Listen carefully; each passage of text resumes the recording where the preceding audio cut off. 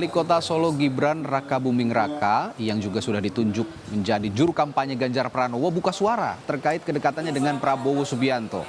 Gibran yang juga dekat dengan Ganjar, bakal calon presiden PD Perjuangan, membantah ada kedekatan spesial antara dirinya dan Prabowo. Gibran mengatakan dekat dengan bakal capres manapun, termasuk dengan Anies Baswedan dan juga Prabowo. Tapi saat ini ia memilih Ganjar, karena itu siap menjadi juru kampanye Ganjar dan menemaninya keliling daerah.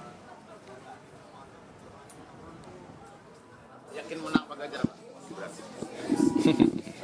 Kampanye itu belum mulai, ya. Ya, makasih. Tapi akan mendampingi Pak Ganjar terus nggak, Pak? Ya kalau diperintah ya berangkat.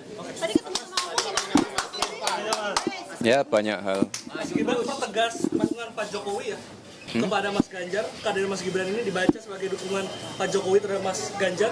Saya tidak mewakili Pak Jokowi.